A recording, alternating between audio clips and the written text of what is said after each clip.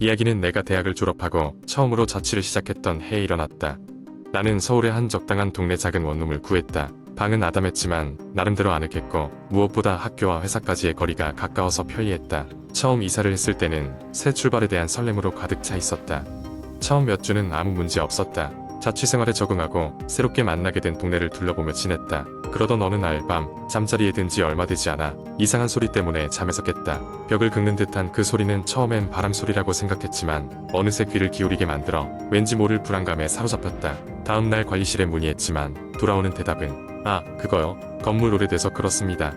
라는 것이었다. 건물이 노후해져서 어디선가 나는 소리라는 말을 듣고 나니 마음이 조금은 놓였다. 그날 밤도 어김없이 소리가 들려왔지만 피곤했던 나는 이내 잠들어 버리고 말았다. 그러던 어느 날 새벽, 이번에는 소리의 종류가 달랐다. 여자의 흐느낌 소리였다. 깜짝 놀라 벌떡 일어나 주위를 둘러봤지만 내 방에는 나 말고는 아무도 없었다. 귀신이 들려주는 공포 이야기는 믿지 않았지만 그 순간엔 나도 모르게 섬뜩함을 느꼈다. 나는 핸드폰을 집어들고 불을 켰다. 방 안의 모든 것이 평소와 다름없다는 것을 확인하고 나서야 침대로 돌아가려고 할 때 문득 창문 밖으로 목소리가 들린 것 같았다. 베란다 쪽으로 다가가 커튼을 살짝 젖혔다. 어두운 골목길에 아무도 없었다. 며칠 후 집 근처 편의점에서 우연히 만난 옆집 여자에게 그 얘기를 털어놨다. 그녀는 내 얘기를 듣더니 하얗게 질리며 "혹시 알림판 보셨어요?" 라고 물었다. 나는 무슨 얘기인지 몰라 고개를 갸웃거렸다. 그녀의 말에 따라 아파트 입구에 있는 게시판을 찾아갔다. 그곳에는 한 장의 종이가 붙어 있었다. "최근 아파트 인근에서 이상한 소리가 난다는 신고가 접수되었습니다. 여러분의 안전을 위해 야간에는 외출을 삼가시고 문단속을 철저히 해주시기 바랍니다." 불안감이 점점 커져만 갔다. 관리실에 문의한 뒤로도 이상한 소리는 계속되었다. 밤마다 점점 더 크고 분명하게 들려오던 흐느낌과 긁는 소리는 점차 내 신경을 갉아먹어갔다. 주변 사람들에게도 상황을 설명했지만 돌아오는 반응은 대개 "너무 피곤해서 그런 거겠지라는 것이었다. 어느 저녁 동네의 작은 카페의 안전 문제를 어떻게 해결할지 고민하고 있을 때였다. 한 중년의 남자분이 내 옆자리에 앉았다. 그분은 내가 자주 가던 그 카페의 단골 손님이었다. 내 사정을 듣고 있던 그는 그 집, 알고 지내던 가족이 살던 곳이었어라며 이야기를 시작했다. 몇 년 전 그가 아는 가족이 그 아파트에 살았다고 했다.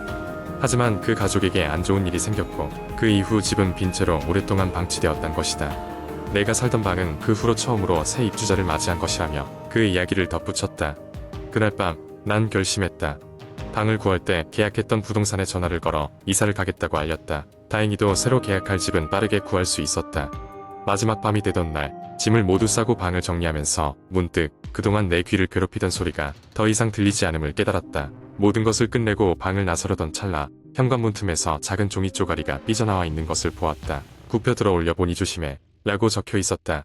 나는 손에 쥔 종이를 떨어뜨린 채 황급히 방을 나왔다. 그날 이후 나는 그 아파트에 다시는 발을 들이지 않았다. 새로운 곳에서의 생활이 시작되면서 모든 것은 점점 잊혀져 갔지만 때때로 밤이 되면 여전히 마음 한구석은 섬뜩했다. 아마도 그 방에는 나 말고도 무엇인가가 더 살고 있었던 것일까? 하지만 다행히도 그 후로는 아무런 소식도 들리지 않았다. 다만 나는 여전히 가끔 그 종이 쪼가리에 적힌 글귀를 떠올리며 내 선택이 옳았음을 되뇌곤 한다. 조심하라는 경고가 어떤 의미였는지는 여전히 알 수 없지만 말이다.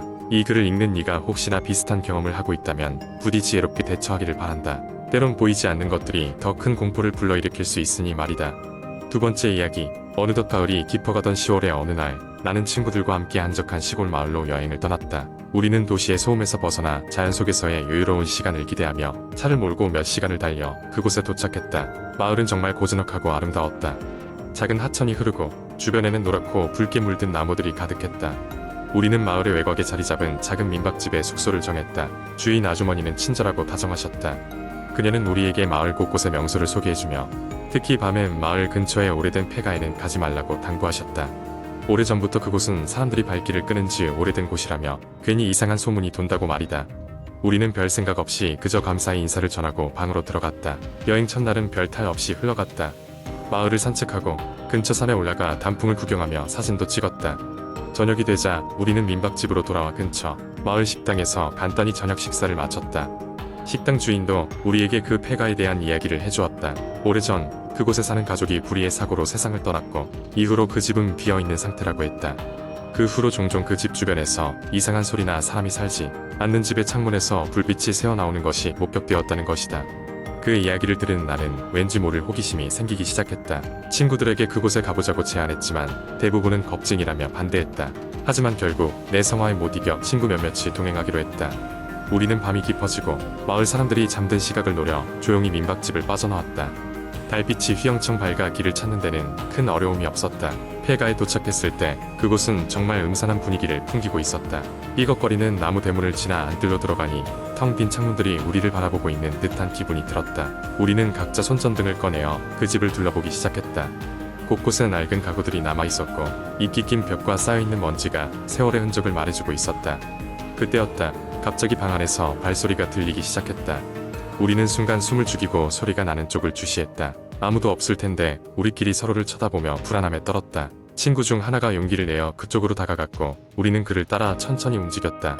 방문을 열자 아무것도 보이지 않았다. 순간 창문에 스치듯이 지나가는 그림자가 보였다.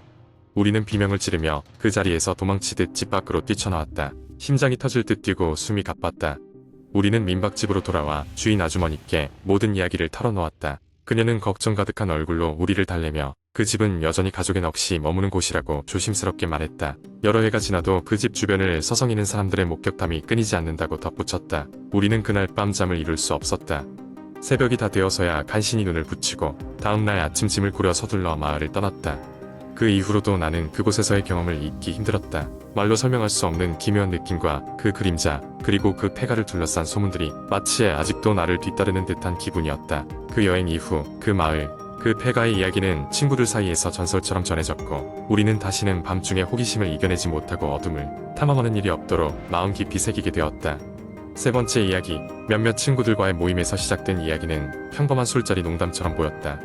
우리는 고등학교 시절부터 항상 같이 다니던 친구들이었고 이번 여름에는 특별한 기억을 만들고자 느긋한 시골 마을로 여행을 떠나기로 했다. 우리가 선택한 장소는 도시에서 멀리 떨어진 작은 마을로 그곳엔 오래된 폐가가 있다는 소문이 있었다. 물론 다들 겁은 나면서도 무서운 이야기에 끌리는 마음은 억제할 수 없었고 결국 그곳을 탐험하기로 결정했다. 마을에 도착한 우리는 상냥한 할머니가 운영하는 작은 여관에 짐을 풀었다. 할머니는 우리에게 폐가에 대해 들은 적이 있는지를 물었고 우리가 가볼 계획이라고 말하자 걱정스러운 표정으로 고개를 저었다. 할머니는 몇 년 전 그 폐가에서 이상한 사고가 여러 차례 일어났다고 설명했다. 특정한 날 밤이면 그곳에서 이상한 속삭임 소리와 문이 저절로 열리고 닫히는 소리가 들린다는 것이었다. 다음 날 밤 우리는 사람들이 방해하지 않도록 늦은 시간에 폐가를 찾아갔다. 폐가는 마을에서 조금 떨어진 숲속 깊은 곳에 위치해 있었다. 도착했을 때 낡고 버려진 건물은 어두운 그림자에 쌓여 있었고 달빛이 겨우 그 모습을 드러낼 뿐이었다. 건물 밖에 서서 우리는 잠시 망설였지만 서로에게 용기를 북돋우며 문을 열고 안으로 들어갔다. 폐가 내부는 먼지와 거미줄로 가득했지만 간헐적으로 찬바람이 불어와 우리의 뒷머리를 스쳤다. 우리는 모든 것을 카메라에 담기로 했으며 손전등을 들고 조심스럽게 각 방을 조사하였다. 시간이 지날수록 우리는 점점 더 이상한 기분에 사로잡혔고 마치 누군가가 우리를 지켜보고 있다는 느낌을 지울 수 없었다. 그 순간 갑자기 우리 중 한 명이 더 이상 참지 못하고 지금 뭐 들리지 않았어? 라고 소리쳤다. 순간 모두가 긴장 속에서 귀를 기울였고 확실히 무언가가 희미하게 들려왔다. 그것은 우리가 여관에서 들었던 할머니의 설명과 흡사한 속삭임 소리였다. 우리는 소리의 근원을 찾기 위해 소리가 나는 방향으로 한 걸음 한 걸음 다가갔다. 소리가 크게 들리던 방에 다다랐을 때 우리는 믿을 수 없는 광경을 목격했다. 방 한가운데에 고전적인 스타일의 거울이 있었고 그 앞에서 흐릿한 형체가 우리를 응시하고 있었다. 맨 처음 우리는 그것이 우리의 그림자라고 생각했지만 곧 그것이 우리의 움직임과는 전혀 다른 방향으로 움직인다는 것을 알아차렸다. 순간 겁에 질린 우리는 거울에서 눈을 떼지 못하고 후퇴하려 했지만 발이 움직이지 않았다. 마치 방이 우리를 거두려는 듯한 느낌이었다. 그 상황에서 친구 중 한 명이 뒤쪽 벽을 마구잡이로 두들겼고 그 덕분에 우리 모두 다시 움직일 수 있었다. 우리는 혼비백산하여 집 밖으로 달려나왔고 폐가를 마을로 향해 있는 힘껏 달렸다. 여관에 도착한 후 우리는 모든 것을 영상에 담았을 것이라고 생각했지만 녹화된 자료를 확인했을 때는 깨끗한 화면과 우리가 하는 호흡 소리밖에 없었다. 모든 것이 헛구역질처럼 느껴졌지만 어느새 우리는 다시 안전한 곳에 있었다는 사실에 한숨을 돌릴 수 있었다. 그날 이후로 우리는 그 폐가에 대해 더 이상 이야기를 하지 않았고 그곳에 대한 호기심도 사라져버렸다. 하지만 가끔씩 친구들끼리 그날 밤의 이야기를 꺼내며 한편으로는 아찔한 공포를 떠올리곤 한다. 그곳의 비밀이 무엇인지 정확히 알지는 못하지만 아마도 그 비밀은 영원히 풀리지 않을 것이다.